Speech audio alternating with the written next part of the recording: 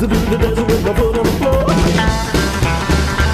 In an automobile rockin' 1954. Rockin' to the moon, baby, let's go fast. And soon, baby girl, we'll be having a blast. Oh, and you sing the baby and I'm losing mine. And you turn on back around and say you're goodbye. It's out of control. What do you think the end is? What is the end game here? Well, we are, make no mistake, well, you are, I'm out, because I sold, but you guys are in the middle of an enormous multivariate kind of Ponzi scheme. And so let me explain that to you because it's important for you to understand. You get courted by investors, okay? These are not people writing checks out of their own balance sheet. They're doing a job with other people's money. And for that, they get one thing that's obvious, which is a yearly fee. And then something that's non-obvious, which is a part of the gains if what you do works. Okay, right? Everybody understands that? That's how a fund that invests in you works. That fund is getting paid fees every year and then carry at the back end if it works. Okay? They come to you. They're like, we want to partner with you. You're the best. We're going to help. You're so awesome. Have a fleece vest. It has our logo on it. You know, we backed blah, blah, blah company. You know, right? That's the whole, that's the basic, that's the pitch. So you say yes. And then they give you, I'm just going to make up a number, $1 million. And you go to your first board meeting. How fast are you growing? How many of you have had these discussions? How fast are you growing? Okay, grow faster. How many of you have had that discussion? Grow faster. Okay, most of you that raised your hand. Well, it would probably shock you to know that almost 40 cents of every venture dollar right now goes right back into the hands of Google, Facebook, and Amazon. What do you think is happening there? Do you think that's all profitable growth? No. That's there to fund your superficial growth. Just because the entrepreneur or the VC gives you $1 million and tells you to grow faster, do you have better product market fit in that moment? No. You're doing what you're told to do, which is to take their money and make the company grow, superficially grow. Then what do? They turn around to their buddies and say, look at this thing, it's growing. You should do the B. And then they come into a board meeting, they're like, guys, I think we should raise a B. So then, they're like, hey, you should raise a B. And some different firm, of which they're all buddies, do the B. Mark it up 4 or 5x. Now what's happened? Fund A, their returns look genius. Now it's all on paper, but it looks amazing, right? Fund B comes into the board meeting now. Hey, how fast are you growing? You got to grow faster. Okay, now 40 cents, $3 there goes into Facebook and Google and Amazon, right? And you're buying even more unprofitable growth. It's not even clear that those LTVs and those CACs make any sense. Doesn't matter. You've been told to grow. So you're growing. You're doing your job. Did your product market fit actually change in that moment? Probably not. But you continue to pump money into those things. And then the Series B investor says, we should raise a Series C. We're running out of money. Well, of course you are, because 40 cents of every dollar just went back into the hands of Facebook, Google, and Amazon. They introduce it to another buddy. That buddy is like, yeah, this looks great. Boom, fire the money in. Now A has an even better markup. B has a markup. C has a basis and is like, hey, how fast are you growing? Maybe you should grow faster. Okay?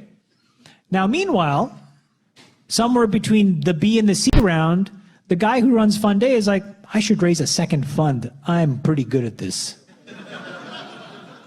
And goes to a bunch of investors and says, look at my IRR. They're amazing. Isn't this amazing? And the investors are like, yeah, this is amazing. Here's more money. And then now he or she goes and finds another batch and starts the process again. And then somewhere between the C and the D, the B guys are like, I'm pretty good at this. This is easier than I should raise a second fund. Maybe I'll make it a slightly bigger fund. I should be doing bigger checks. Raises a B, right? Raises fund 2. Finds fund A's batch of second companies and says, hey, let's work together again. We are good at this together. On and on down the line. This is what's happening now. So when you wake up every day and you read a newsletter and you notice that umpteen companies are getting funded for every single idea, and then that the quantum of dollars are going up, and that all of a sudden you're reading about investors you've never ever heard of, that is what something like this looks like played out in real life. So you have the cream of the crop who will still do a good job, but who now have to raise larger and larger funds. They own less and less of the companies. The returns are not as good. And then you have everybody else who's chasing, and playing this sort of hot potato game, hoping to raise a fund. And then a second fund, and then a third fund. And then the biggest thing happens, which is that whole industry that services you guys, theoretically services you guys, are no longer about your success, because your success is about their carry, and they couldn't give a fuck. They care about fees, right? And it's not very difficult to get out a Google spreadsheet and figure out at how many dollars, right, does 2% of those dollars divided by the 5 or 6 partners at that firm are greater than their share of profits for you at some number of exits. And then you wonder why they're more concerned about how much money you're spending on Facebook, Google, and Amazon. So if somebody builds up 5 or 6 of these $500 million funds, they get to 2, 3, 4 billion. Much less, Jason. Yeah. I mean, if you even have 500 million under management and you're collecting 2% a year, it's $10 million bucks. You know, it's let's just say there's 4 or 5 partners. You're making $1 million a year over 10 years. Think of how much you've made. 10 million. And think of how much the fund has to be. I mean, you look stupid, but you are not stupid. But think of how much money the fund would have to be, you know, net of expenses, net of all of this stuff for you to pay back. It's super.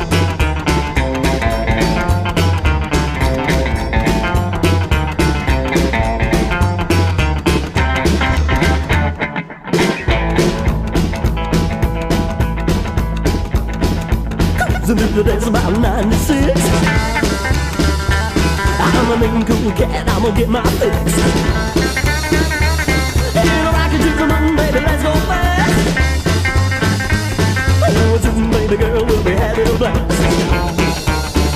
Oh, if you're sitting there, baby, and I'm passing by, and you turn on that groove round and say you goodbye. Oh, say goodbye, baby.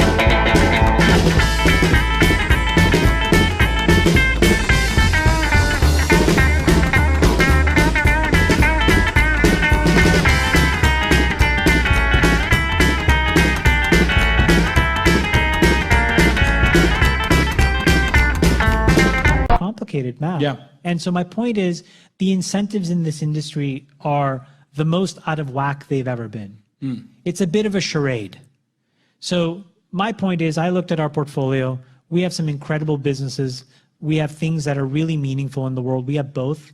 And I'm like, it's time to take my chips off the table. Sorry, ciao. You know? So, and I would rather sit there and wait with an enormous balance sheet of capital, find the really, really good companies that need the money, and then also wait for some of this air to get out of the balloon. Find a point where like the charade gets exposed. And for me, I will not be a part of this charade anymore. I don't know, and I think the charade is dangerous. And it's particularly dangerous to these companies. It's very, very dangerous to you as founders. Because again, at some point, the whole grow, grow, grow at all costs runs out of juice. You can no longer acquire at a certain point profitably in Google, Facebook, and Amazon, right? Your LTVs will get out of whack, right?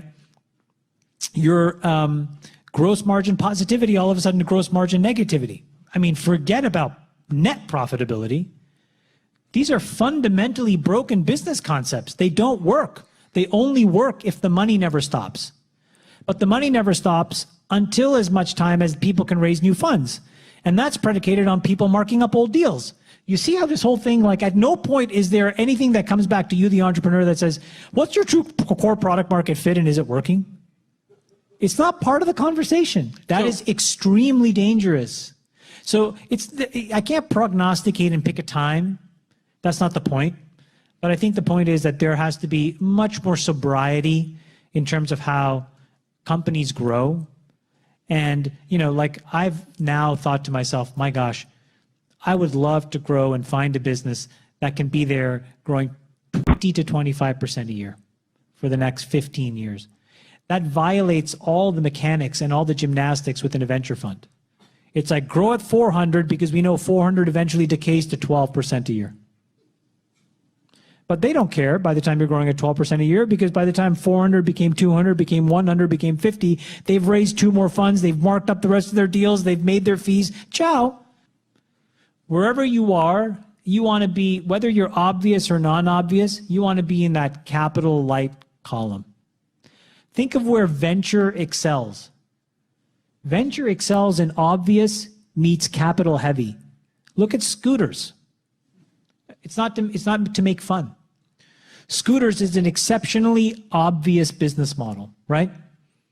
Well, you'd say, well, we had planes on charter 25 years ago through NetJets.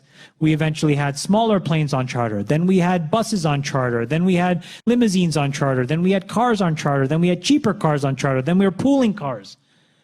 Then we had bicycles. I mean, you literally did not have to be as smart as you to take that trail of breadcrumbs and say, well, what's the quantum of transport that's smaller than a bicycle but greater than your feet? I don't know. Scooters? Rollerblades? Rollerblades? Just littered all over San Francisco. Just rollerblades everywhere. Put your feet in. See what happens. Yeah. Could be anything in there. Could be anything in there. Needles. Hypodermic needles, feces. Anything. Human, dog. Yeah. You know, by the way, when you become mayor and fix this town, I'm going to move back here. That's my commitment to you. I like it. MayorJason.com approves. So basically, like, but think about that, right? But now think about how much money has gone into that category. Billions. No, hundreds of millions. And the delta of time that those companies have existed, 18 months, 24 months. But again, obvious, capital heavy. Why? Because it pays off the charade. Get it in there, fire it in, buy some ads, blah, blah, blah, grow so fast, get somebody else, put some more money in, fire some ads, buy some growth, blah, blah, blah. Jesus Christ. I mean, like, is that how great businesses get built? In my opinion, probably not. Then you have people like Elon, and he's like, well, I'm going to do the other thing, which is like capital heavy, non-obvious. And basically, unless you're as smart as he is, it's the dumbest thing to do. Rocket ships, cars, electric cars, power walls. Then I would say there's the rest of us. And I would say non-obvious or obvious, you're not going to know a priori, but capital heavy, capital light, you can control. And I love this idea of things like, it takes $2 billion to launch a product. And, that $2 billion, because of how much it costs, you need like 20,000 customers. And we go off and we find those 20,000 customers for $2,000. And we're like, $2 billion is spent to acquire these people. What? But instead, what we said was, let's just seed it with 50K. It's kind of working. Let's put in another 200K. It's kind of working. My point is, there's a level of discipline I've arrived at now in terms of the things that how I like companies to be built, because otherwise you're always going to be getting whipsawed by the fund dynamics, by what LPs are demanding of the GPs, by what GPs have issues with respect to compensation. And so there's a whole bunch of vagaries that have nothing to do with you. Well, I'm building a house in Atherton. I leased a fancy car. Yeah, I'll do your deal. Because I think it's growing fast enough where somebody else will mark up my deal. That'll allow me to raise a new fund, which will allow me to get the 2%, which will allow me to increase my compensation, which will pay for my car. I'm sorry, guys, but like if you think that that's not what's happening, you're lying to yourself. You are lying to yourself. That's about 99. Oh, baby, I've been doing just fine. Oh, I can see the moon, baby, let's go fast. Baby girl, we'll be having a blast. Oh, yeah, you see me, baby, I'm cruising by. And you turn on back, go run and say you're goodbye.